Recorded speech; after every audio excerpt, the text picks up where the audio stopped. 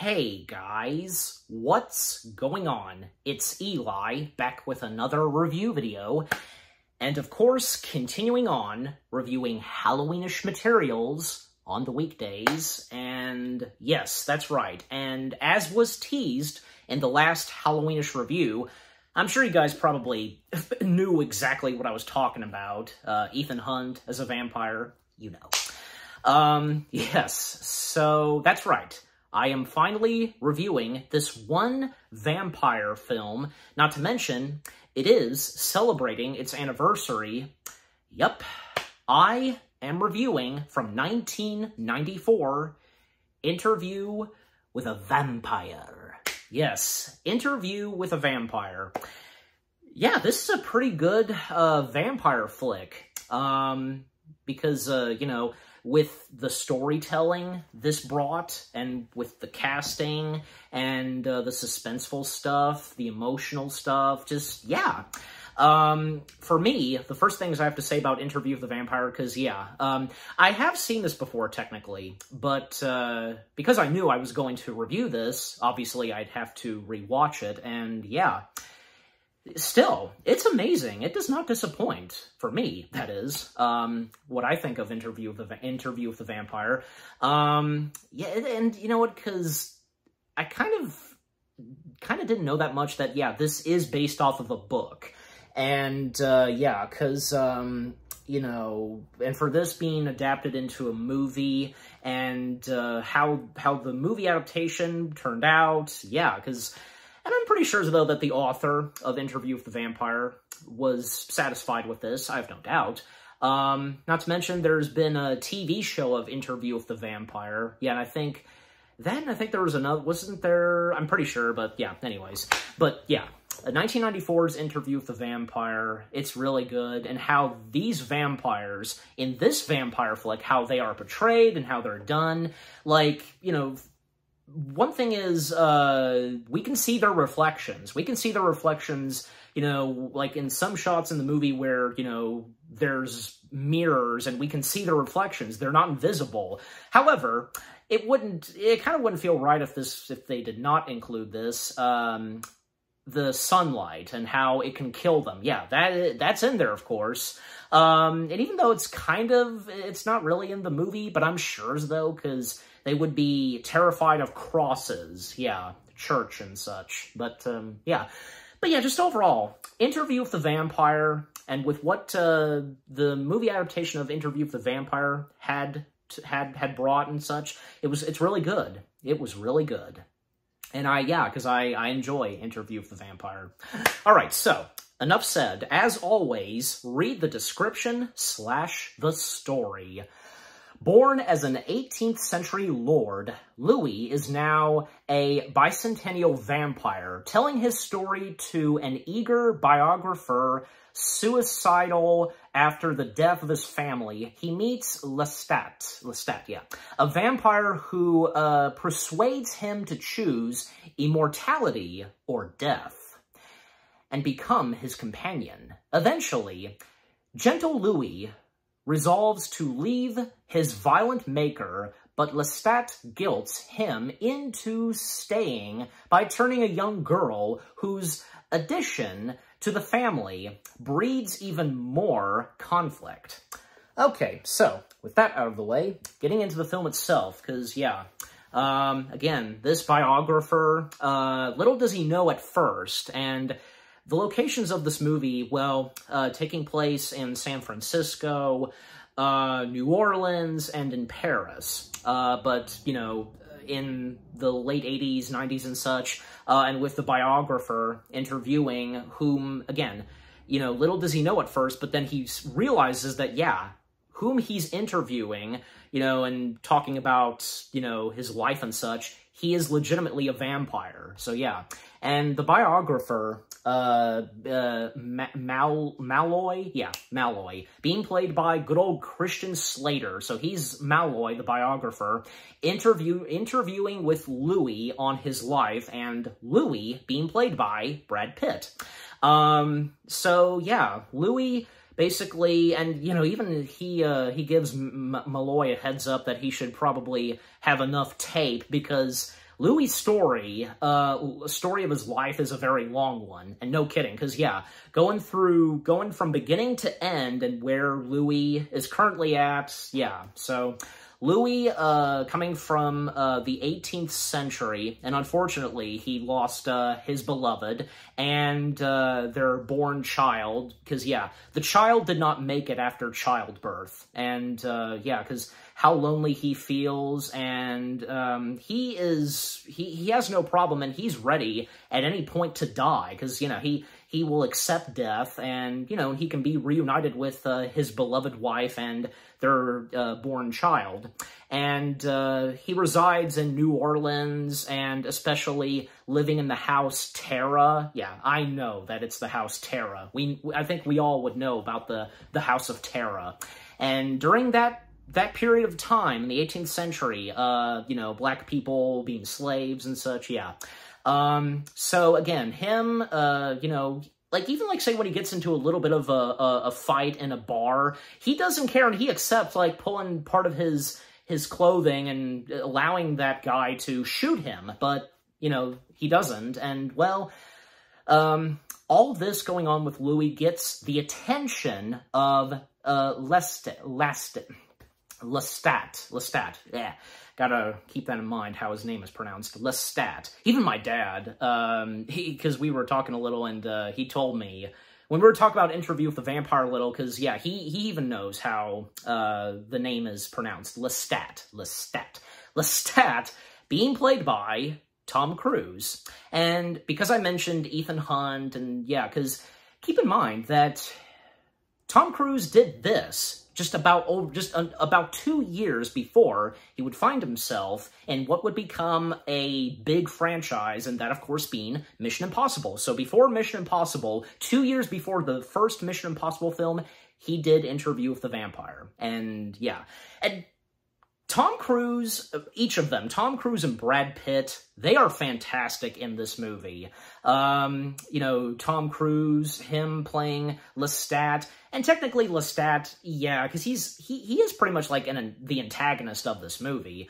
And yeah, Tom Cruise, he plays excellent as a vampire, and an evil vampire, of course. And Brad Pitt as Louis, who was once a ordinary human being, miserable, and because he lost the two most important people of his life, and yeah, and for him to be turned into a vampire, because yeah, Lestat offering Louis an option, like, options, like, you know, he can die or choose to be immortal, to be like him, a vampire. And the first 2 times that Lestat and Louis meet with one another, well, because the first time, Lestat immediately, like, going for Louis at his neck and such, and, well, the next time that they would see one another back in Terra, and again, as I said, Lestat offering Louis a chance and such, like, you know, giving him an offer to be immortal and so on, or rather die.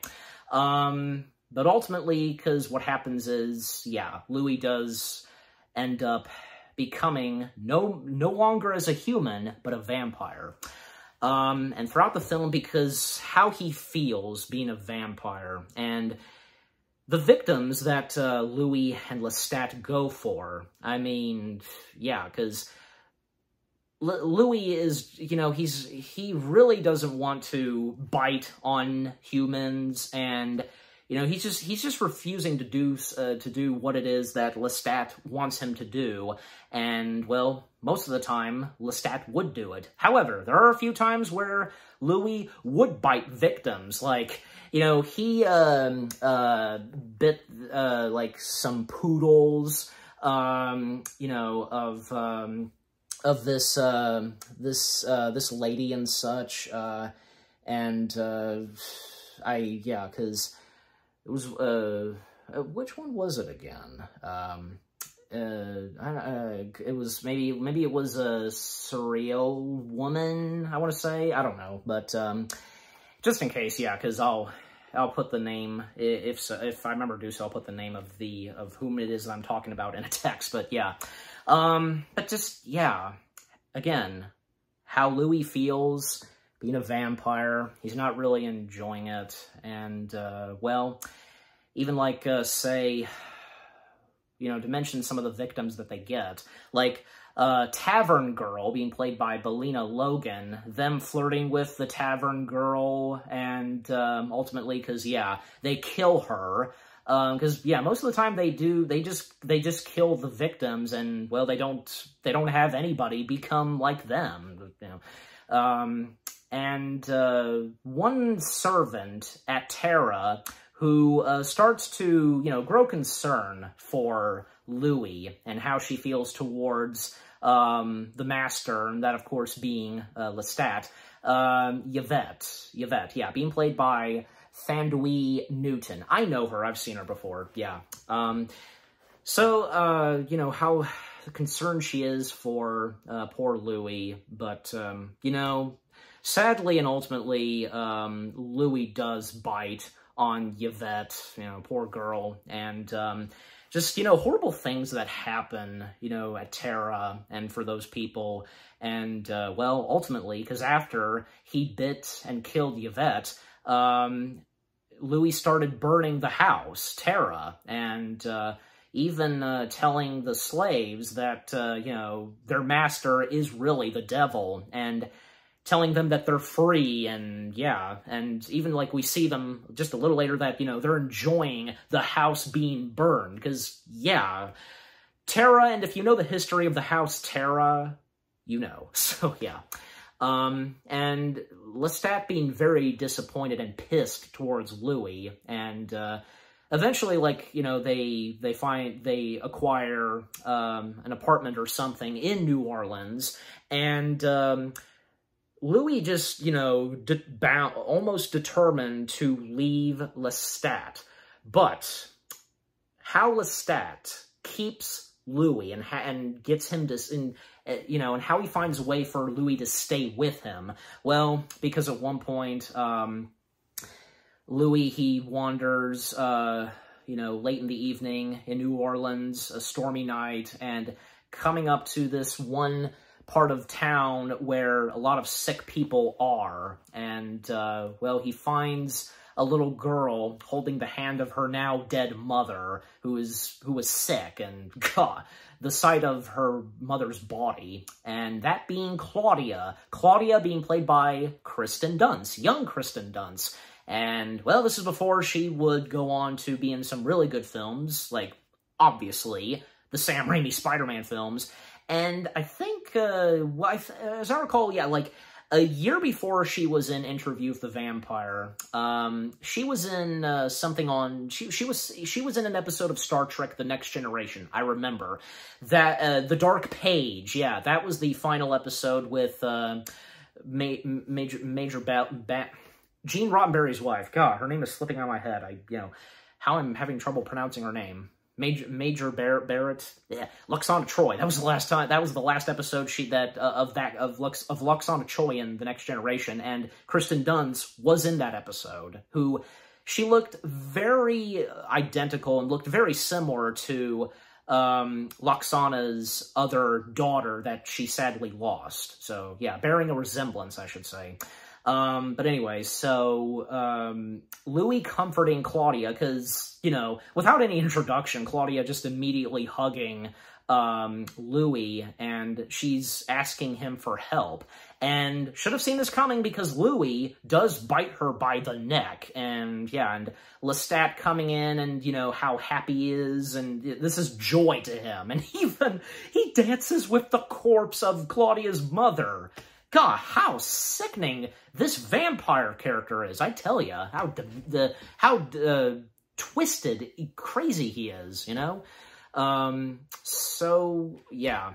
Ultimately, this is what gets Louis to stay with Lestat, and with what Lestat wanted. Well, because now that Louis has bitten the neck of Claudia, because Claudia, at one point, she does become a vampire because, how, from Louis to Claudia, how they officially became full-blown vampires, drinking the blood and such, and even, like, say, a very sharp, like, ring, I want to say, that Lestat wore, like, just doing that, and just, like, blood coming down, and them drinking his blood, and, yeah. And for Claudia's transformation as a vampire, well, because, her hair becomes very curly and, well, of course, growing fangs. So, yeah. Now she's one of them and now a part of the group, Lestat's group. And, yeah, again, this is what gets Louis to stay, and especially his very strong connection and relationship with Claudia. And, later on in the film, because how, Louis becomes a father to Claudia, and, well, Claudia becoming the child that he sadly never got to have, and for him to be a father, yeah. But, yeah, so, and speed things up because, like, the, later victims that they get, and especially Claudia, because she, kind of takes things too far, and when she kills her victims, and Lestat at times setting Claudia straight, because, like, Claudia killed, her piano teacher and killed someone who was making dolls. Like, oh my gosh. Well, I mean, she's a little girl, so yeah. And yeah, not to mention because, as we at times in this movie cut back to Louis and, the biographer, Malloy, the things that Louis describes, that a few years passed and, well, Claudia, still being a little girl, because, she is immortal, she is a vampire, so, yeah, she can't change and she can't age. Even when, at one point, Claudia spots a lovely lady and she wants to be her. She points her out to Lestat and Louis, saying that she wants to be her. She wants to have her and be like her and so on. And Lestat, he's refusing, of course. And, well, ultimately, at one point, because Claudia, she comments on Lestat that, he always has her looking and dressed up like a doll, and something about dolls, and Lestat recommending that maybe, they should be thrown away, the dolls that she has, and, well, she does so, and removing the dolls off of the bed, and it reveals, when removing some of those dolls off the bed, it unveils the dead body of the woman that Claudia pointed out, and Lestat being furious about this, and, well, because in a fit of rage, I wanted her! I wanted to be like her! And so on. And this is where, like, she, complains on what happened to her, and because, being like this, as them, and even when she, like, tried to cut her hair completely, and when she went back into her room and had the doors closed, we hear her screaming, and her hair quickly grew back, and just her being more furious and just, saying, which one of you did this to me? And just, Lestat's response, jeez, and how it gets really intense, like, Claudia's cutting Lestat by the cheeks, but, quickly healing, and just, Lestat really setting Claudia straight, and even he pointed out to get rid of the body, but Claudia's not doing it, and she's like, you get rid of the body yourself, and so on. And after that, and a little later, Louis, feeling guilty, and Claudia is shown by Louis the location of where they first met, because apparently Claudia has no memory of what happened to her the very first time that she and Louis met, and her being turned into a vampire. But Louis, he tells her the truth, showing her where they first met, and the whole thing of her being transformed into a vampire, and what happened to her mother, and now Claudia, she doesn't trust in, neither Louis and Lestat, especially Lestat. Well, Lestat is not to trust. I mean, Louis is okay. I mean, because as we know the character of Louis throughout the rest of the film, because how he still feels being a vampire, and if he would, always thinking of wanting to leave and so on, and, wanting to die, so, yeah. Okay, and I just want to mention some of the other cast members, as I like to do. Yeah, I've already mentioned Tavern Girl and Yvette. And some of them, I didn't even recognize them. I didn't know that they were in this. I didn't recognize them, best way to put it. The late Helen McCrory, if I'm saying her last name right, she played Second Horror, because Louis with a couple of horrors, as they're called, and yeah, and I remember her best, and I know you would too, because as Draco Malfoy's mother in Harry Potter. And speaking of Harry Potter, another Harry Potter cast member, the late Roger Lloyd Pack, because he played the piano teacher that Claudia killed. Yeah, and Roger Lloyd Pack, in Harry Potter, he was Mr. Barty Crouch in The Goblet of Fire, but he had also been in Doctor Who as the creator of the Cybermen from the Second Earth, you know, which is, by the way, my favorite Cyberman type. But yeah. And he was also in this one show that actually me and my parents, we thought was pretty good. The old men, I want to say, because, you know, I'm happy. If you guys even know what I'm talking about, I know what it is, because he was in that show, but yeah, anyways. So yeah, again, I didn't recognize him, because I didn't know that was him as the piano teacher. Also, there's, some, vampires in Paris. Well, I won't get to them yet, because, but continuing on with the movie, and to speed things up, but, yeah,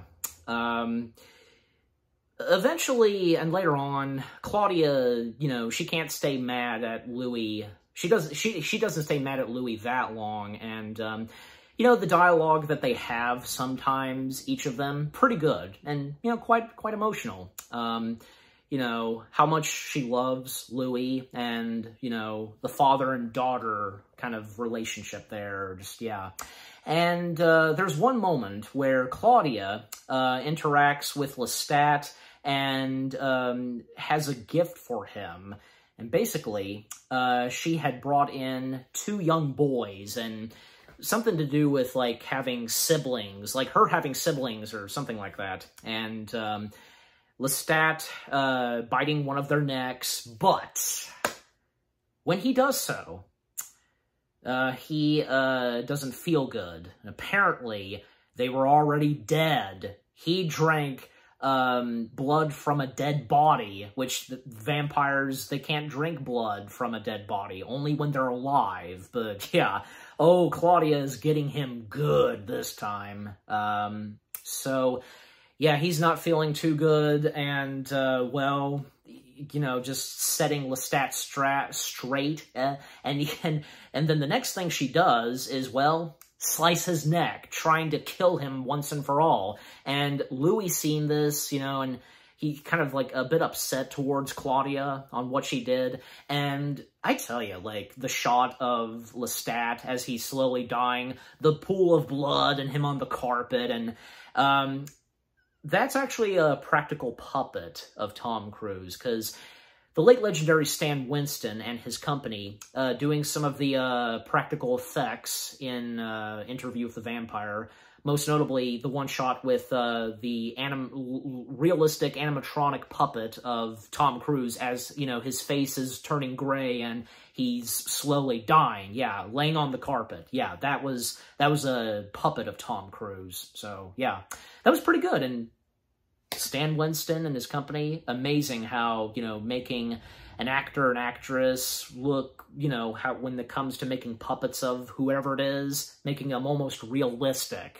Yeah, so anyways, so they dispose Lestat's body at a swamp, and where an alligator's there, and, well, the alligator, you know, going to munch on Lestat's body.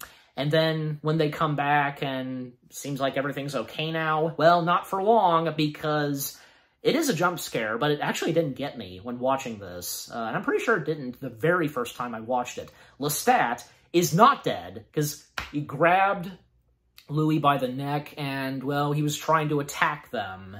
And Lestat confronting them, and even when, like, they see him playing at the piano and how creepy he looks, well, coming out of the swamp, and how he's alive, well, with the aid of the alligator's blood, in addition with some snakes.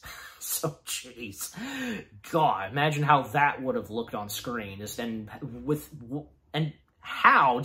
Very disturbing, I would say. But, well, you know, sounds gross, but that's what he did, and in order to be alive still. So, yeah.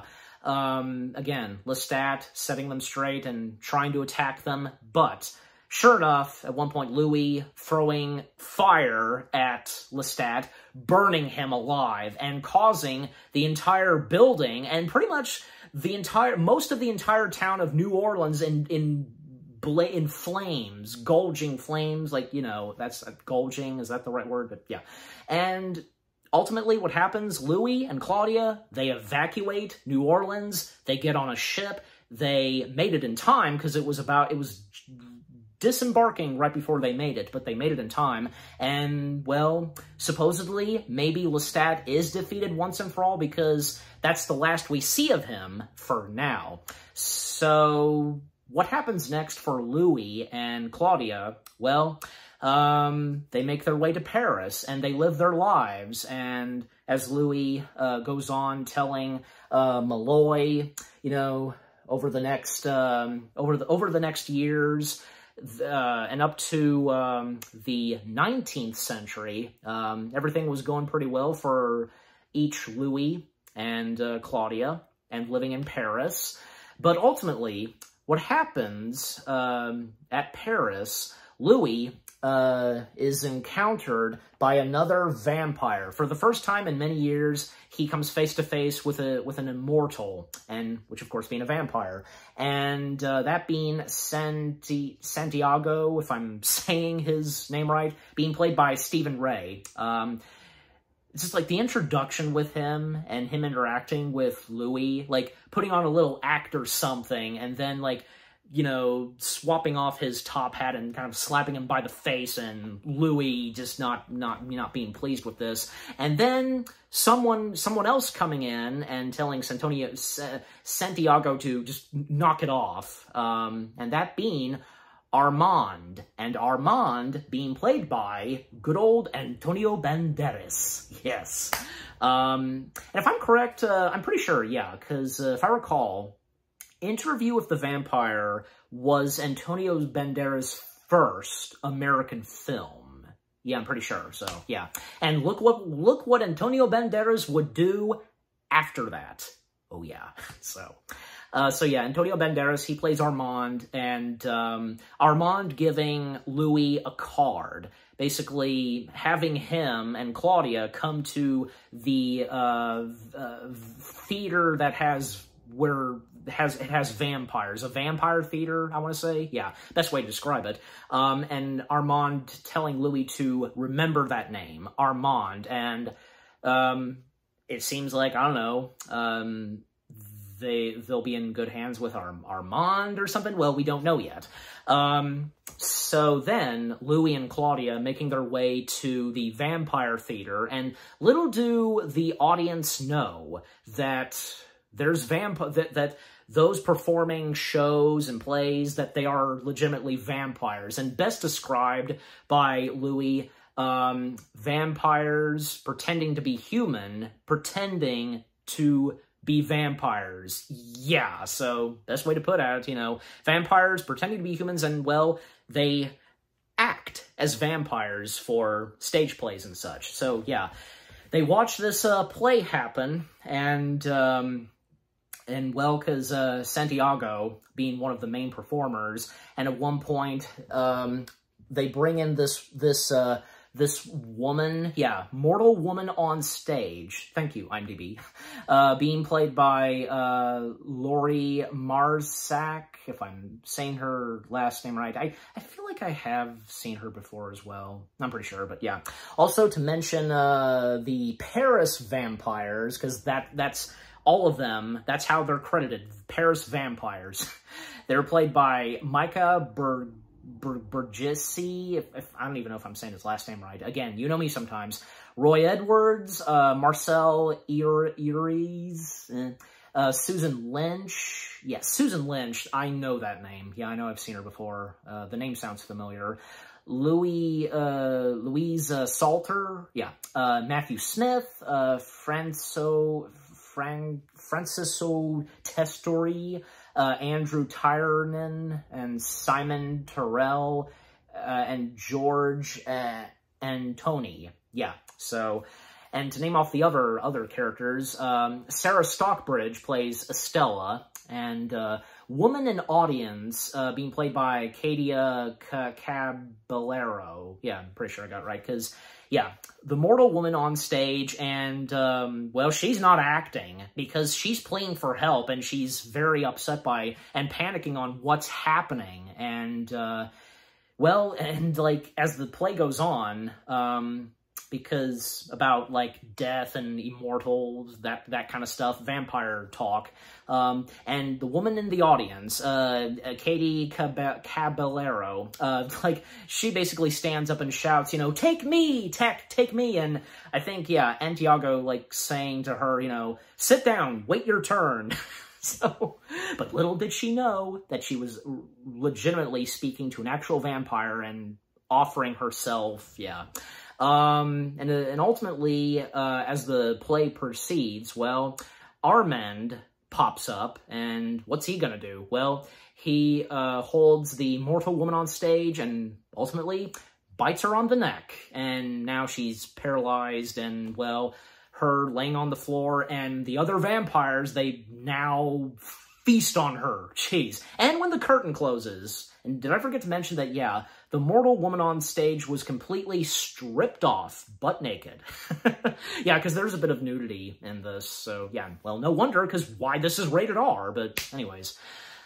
So after that, well, Louis and Claudia, they're invited downstairs, you know, underneath the theater, where the Paris vampires reside, and, yeah, because, you know, this is where they live, like, there's a dungeon and stuff like that. And the conversations that Armand and Louis have, because about, like, say, wrong questions, and, you know, about Louis, you know, if he wants to leave and stuff like that, and how Claudia is in danger, because I think, as best described, like, to best put it at this, it's forbidden to bite on someone who, at that very young age, and that being Claudia, and just, yeah, and, you know, recommending that Claudia should leave, and, well, Louis leaving as well. I mean, how attached he is with Claudia, like, he doesn't want anything bad happening to Claudia. I don't blame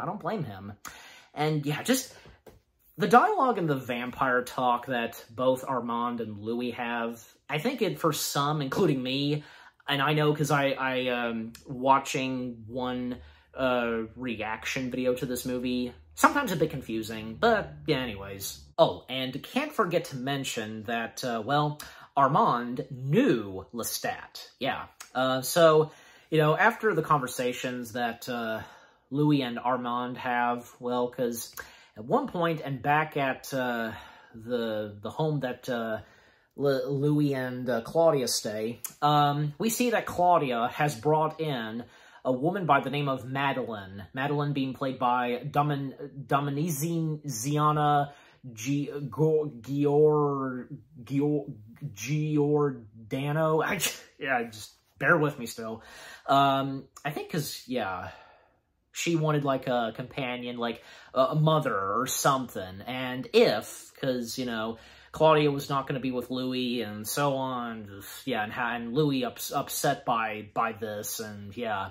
And to speed things up, because, well, ultimately, the vampires from the Vampire Theater, and as they're referred to as the Paris vampires, they come in, and they bring in and capture Louis, Claudia, and Madeline. They bring them to the dungeon, and, well, where's Armand? Because he's technically the leader of these vampires. Shouldn't he be doing something? Should he not have, you know, have them not doing this? Because, you know, they're breaking rules and such, and by what they're doing. Well, and if I remember, because, like, this does have to do with them thinking that Louis had killed and was responsible for supposedly Lestat's murder, because what happened early on. So yeah, and Santiago being behind this, like being in charge of this, and basically, you know, they're going to lock up Louis in a coffin, and they're going to put Claudia and Madeline in a dungeon where the sky is seen, and, well, the sunlight, and yeah, so ultimately, they lock up Louis in a coffin and put bricks up. And there is one moment where we see Armand, and even when Louis is shouting his name, he does nothing. Why? He's afraid to do so, and just, I don't know. But, yeah, and for Claudia and Madeline, and, you know, even though we don't, there's not that much for Madeline still. It's a shame what happens to her. Well, they are put in a dungeon, and up top, yeah, because there's an open window, you know, of bars, and, well, the sunlight approaching, and the sunlight beam making its way to them, and, well, ultimately, they do get burned, and Claudia, well, Louis, I should say, Louis, yeah, he can sense, of course, what's happening with Claudia and Madeline, and him just screaming, you know, out, just crying out for Claudia. But later on, Armand helps out Louis, breaking out of the coffin and such, and Louis, the first thing he does, you know, he has to get to Claudia, but Armand telling him that by this point it's too late. There's, you know, Claudia's finished, but Louis doesn't care. And when he makes his way to the dungeon, the horrific sight he sees, Claudia and Madeline, they were burned by the sun, burned to a crisp. Like, they're like almost like statues of them. Like, what's left of them is left, and when he even, like, touches them, like, they crumble. Oh, gosh. But, yeah. That's the end of poor Claudia. She never grew up, and because of her becoming one of them, it's sad. It really is.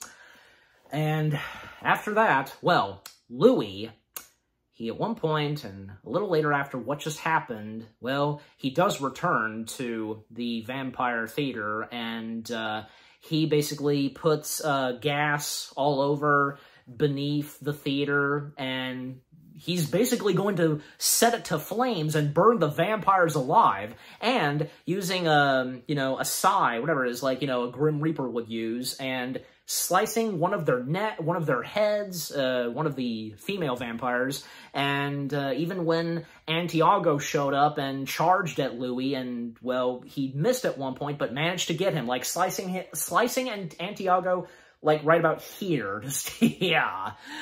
So, but, yeah, and Antiago and the other Paris vampires, they deserved it, pretty much. And the next time that Louis and Armand see each other, and, well, Armand, Claire, you know, pointing this out to Louis, because, you know, Armand, like, they weren't loyal anymore. The Paris vampires that were under his, leadership, and just, yeah, how he viewed his troops. But yeah, and then Louis, he refuses, like, an offer or something, because, again, the dialogue that goes on between the two of them, and, well, ultimately, Louis, he disembarks / leaves Paris, and that's the last he sees of Armand, and that's the last for us audience, we see of Armand. Well, at least Armand did survive, like, you know, and he didn't really become a bad guy or anything, so, yeah, that's nice to see.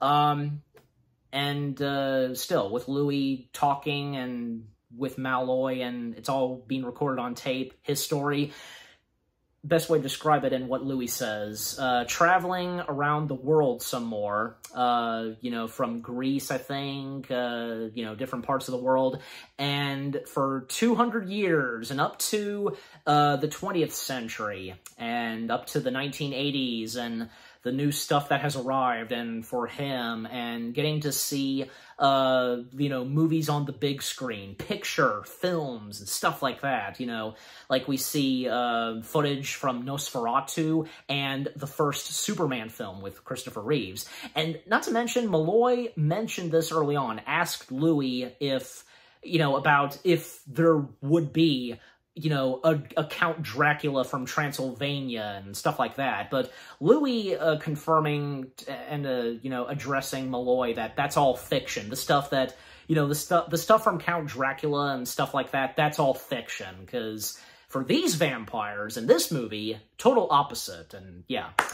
And how it's described, you know, with how the vampires in the real world are like, with how they are portrayed, you know, fiction and such. But anyways, so yeah, and, you know, we about come up to the end of Louis' story, and Malloy, well, because he is offering to become a vampire, to know what it feels like and stuff like that. And it gets a bit out of hand, and when Louis, he grabs Malloy by the throat and, like, you know, is this what you want? And stuff like that, and yeah. But thankfully he didn't kill him, and nor did he turn him into a vampire.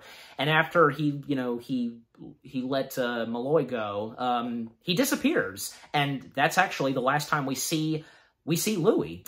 And thus, Malloy, he panics, he packs up his stuff, and he gets out of there, and he gets in the car, and, well, as he's driving, you know, in the streets of San Francisco, and when he gets up to the Golden Gate Bridge, he puts in the tape that is now finished, and listening to it, and we hear the beginning of what Louis says, and, yeah. And just Malloy fascinated by this and what he can do with this, with what Louis has said on that tape. And then, out of nowhere, and oh yeah, cause, in the 20th century and for Louis, I can't forget to mention this because when he returned to New Orleans, but, at one point, he recognized one location and the smell and scent of it. And, well, he goes into this abandoned building, and he can see that Lestat is still alive. And Lestat, apparently he now feels guilty on what happened with Claudia and stuff like that. Just, yeah, the interaction that Lestat and Louis have after so long, and even when at one point a helicopter comes in, flashing the light on them, and Lestat being terrified of it, but Louis, you know, assuring Lestat that it's not sunlight, okay? You know, this kind of light cannot kill them. And, yeah, I wonder, because, like, why did the chopper leave, like, because the light was shining on them. Would the chopper have done something? Well, apparently not, because it just flies away. But yeah. But coming back to Malloy, because, yeah, could not forget to establish with Lestat, and we see him again, and he's alive. Well, with Malloy on the road, listening to the tape of Louis, well, out of nowhere, Lestat pops up, and he attacks Malloy. He bites him on the neck, and almost wrecking his car. And now, Lestat taking the wheel, taking the helm, and, you know, his thoughts on what Louis is saying on the tape, and, well, it seems obvious that Malloy is now gonna be sticking with Lestat. Now a new vampire partner and such for Lestat, and yeah. And again, the comments that Lestat makes, listening to Louis' voice on the recorded tape, yeah. And one last shot where we see the car, you know, still driving on the bridge, and that's it. That's how the movie ends. Wow, what a heck of a way to end right there. And, you know, any movie and how they end in a specific way like this, I tell ya. But hey, it was a really cool way to end it off, and yeah. But yeah, Interview with the Vampire, it's a really good vampire flick, without a doubt. Definitely up there. I mean, like with, say, the Dracula films, The Lost Boys, Fright Night, and I'm sure to some of you, the Twilight films. There's no denying, you know, to some. And that's your opinion, I understand, for those that enjoy the Twilight films and would think those are top good vampire films. But with Interview with the Vampire, yeah, it's a good one.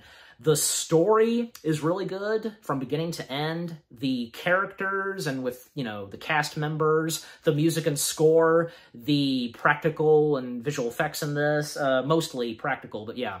And with the chilling and unexpected moments, and with the killings and the vampire characters killing their victims, and just, yeah. And, you know, with Neil Jordan's direction, him being the director, and, well, Anne Rice, who is responsible for all this, because, yeah, she is the author of the book/novel of Interview with the Vampire, and, yeah, just everything about 1994's Interview with the Vampire is really good. It does not disappoint. And, oh, because I mentioned practical and visual effects, well, of course, have to mention Stan Winston and his company, because they did not disappoint doing the practical effects and such for Interview with the Vampire. So, yeah.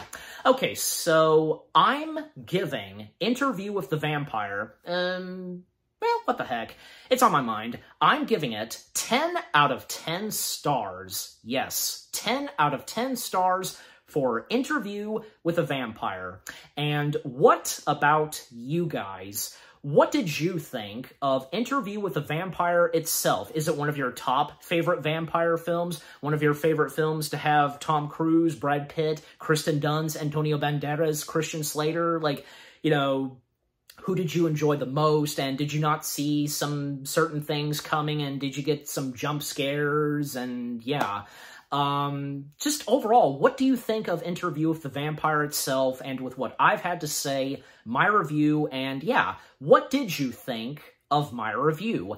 Leave comments and give this review video a like, as always. And so, with all that being said, thank you very much for watching. I hope you guys enjoyed my review of Interview with the Vampire. More review videos are coming your way. They're going to be awesome. Keep looking forward, and I'll see you guys in the next video /review. And of course, continuing on reviewing more Halloweenish films on the weekdays. Stay tuned, because the next Halloweenish film I'm going to be reviewing, along with, you know, a friend of mine, well, let's just say, and to best describe it, this indie horror film that, you know, would turn out to be a fantastic horror/Halloweenish film that has to do with a witch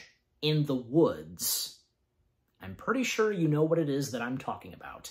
Again, stay tuned for that. Take care, happy anniversary to Interview with the Vampire, and peace out.